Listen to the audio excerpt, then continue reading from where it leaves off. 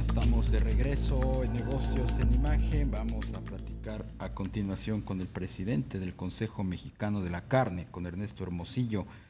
Le decía que presentaron su compendio estadístico 2022 con las cifras más relevantes del sector y la perspectiva del mercado. Ernesto, ¿cómo estás? Buenas tardes. ¿Qué tal? Buenas tardes, Darío, Rogelio, gusto de saludarlos Oye, y pues gracias por este espacio, ¿eh? no, gracias a ti. ¿Qué nos puedes decir? ¿Qué es lo que destacarías de este compendio? Pues mira, muy contentos porque sí, hoy hace unas horas presentamos el compendio 2022. Es el tercer año consecutivo que haciendo este proceso y cada vez mucho más estructurado y con información mucho más relevante. Hacemos así en síntesis para platicarte en breve un panorama internacional de lo que es la proteína cárnica, con la parte de la res, la parte del cerdo, la parte del pollo, y luego nos adentramos al sector cárnico nacional. Y aquí lo que vemos a nivel mundial es que, bueno, pues los principales productores de carne, Estados Unidos, la Unión Europea, Brasil y por supuesto China, el gran consumidor que, bueno, pues regresa después de este proceso de 2 años en donde estuvo de alguna manera pues, menguada la operación, la vida, regresa de una manera fuerte a consumir la proteína cárnica y bueno, pues parte de lo que hemos estado viendo en términos de este proceso mundial inflacionario, pues tiene que ver también con un poquito con esta demanda, ¿no? Decirte que traemos un flujo de proteína mundial de más de 260 millones de toneladas en el mundo.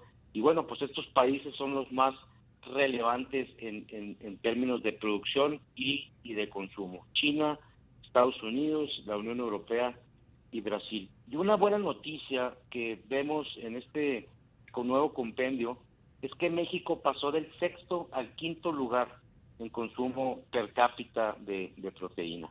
Estamos hablando que traemos alrededor de 70 kilos en el 2021 y bueno, aunque hay países que nos doblan el consumo per cápita, bueno, pues quiere decir que vamos avanzando. Y yo esto le atribuyo, haciendo un análisis, que ahí está la información en el compendio, pues desde que se firma el Tratado de Libre Comercio de Norteamérica, bueno, pues en aquel entonces, allá por el 94, 95, traíamos un promedio de 45 kilos de consumo per cápita de proteína cárnica. Hoy en día andamos alrededor, como lo mencioné, de los 70 kilos. Esto lleva más o menos un incremento del 60%. Entonces es muy importante en donde tenemos apertura, en donde tenemos acuerdos comerciales, en donde podemos tener disponibilidad de proteína, pues obviamente nos beneficia en el sentido de que hay disponibilidad, de que hay precios asequibles y por otro lado, bueno, pues nuestro consumidor mexicano tiene la capacidad de acceder a ella, ¿no?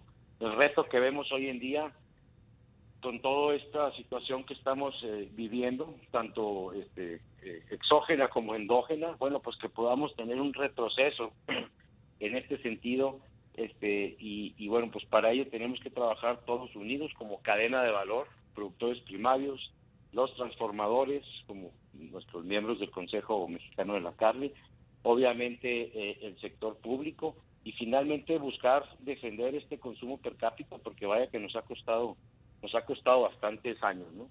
Por supuesto, Ernesto. Ernesto, ¿y tú ves algún cambio o anticipan algún cambio en el hábito de consumo del mexicano en lo que se refiere a productos cárnicos? Sabemos que pues el pollo pues sigue siendo pues uno de los productos de mejor acceso, pero no sé si ante la condición actual esto pueda variar. Sí, fíjate que el pollo en lo particular, además de lo que están viviendo las demás proteínas cárnicas como la res y el cerdo, en donde, bueno, pues ya sabes, los granos, la inflación de los granos, los fertilizantes, el combustible, los fletes y todo esto que se da, el pollo adicionalmente, bueno, pues el pollo lo traemos de Estados Unidos. Y en Estados Unidos, particularmente en este momento, pues han estado sufriendo los últimos meses por el tema de la influenza aviar. Y esto ha hecho pues que haya menos disponibilidad de pollo. Entonces el pollo trae un doble agravante en el cual, bueno, pues estamos viendo que los precios han subido de una manera importante. Y bueno, pues aprovechando ahora con con el PASIC, con el tema del arancel cero, sí es importante para nosotros, específicamente en el pollo, hablando solamente de esta proteína, porque podemos voltear hacia otras latitudes y ver producto que, por ejemplo, estoy hablando de Brasil, que anteriormente pues tendríamos que traerlo con un 75% de arancel.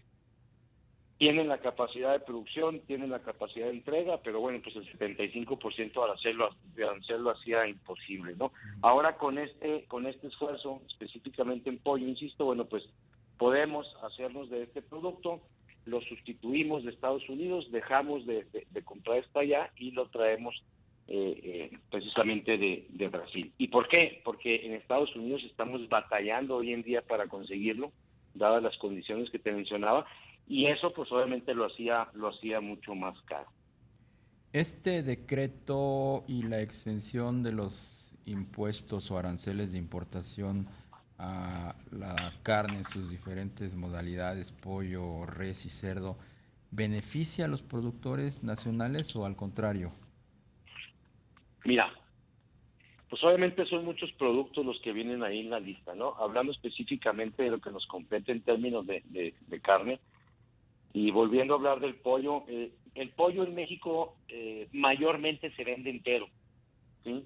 Nosotros como industria lo que requerimos son ciertas partes, ciertas piezas, alas, pechugas, muslos, que difícilmente podemos conseguir aquí en este país. Entonces, en ese sentido, cuando estamos hablando de que importamos regularmente estas piezas de Estados Unidos y que ahora los podemos traer sin arancel de Brasil, no va directamente contra los productores primarios.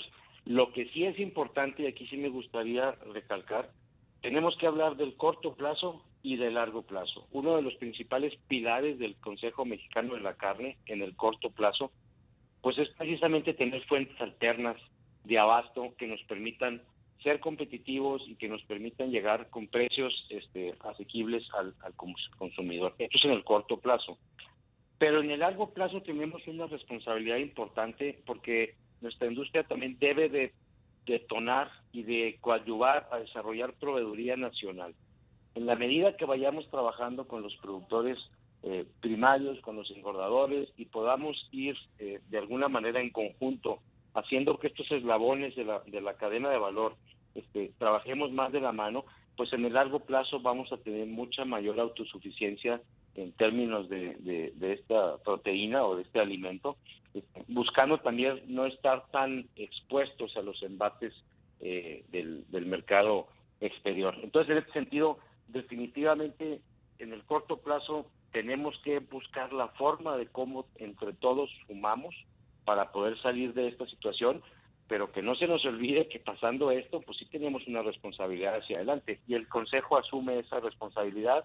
Hemos trabajado de la mano con la Secretaría de Economía y con la Unión Nacional de Agricultores, precisamente buscando cómo podemos ir detonando esta proveeduría en los siguientes años. Efectivamente, Ernesto. Y en el caso de la carne de res y del cerdo, ¿también ven proveeduría alternativa, como nos los mencionas en el caso del pollo? Fíjate que en el caso, por ejemplo, de la res, bueno, pues el consumo nacional aparente de la res en este país ha venido creciendo un 1.2% anual compuesto en los últimos 6 años. O sea, es muy, muy estable el consumo que tenemos de res. Y sin embargo, la producción trae un 2.5% de crecimiento anual compuesto en este mismo periodo. Estamos hablando de que se produce o crecemos la producción porcentualmente al doble de lo que consumimos. Eso nos permite exportar. Sí. Entonces, de alguna manera somos competitivos en ese renglón, en ese sentido. Sí, en el caso del cerdo, estamos hablando que la producción te crece más o menos un 4.2% anual compuesto en 6 años, y el consumo del cerdo se comporta de una manera similar. Bien. ¿Qué es lo que está pasando? Que hemos venido encontrando el sector primario del cerdo formas de cada vez estar exportando más productos, sobre todo a Asia, ¿no? Pues, y entonces eso nos da una posición también de competitividad que hoy en día, pues se está viendo reflejada con con los mismos precios, ¿no? Claro, oye, pues te agradecemos mucho la entrevista, Ernesto Hermosillo, presidente del Consejo Mexicano de la Carne. Buenas tardes. Muchísimas gracias, Darío. Un saludo. Hasta luego.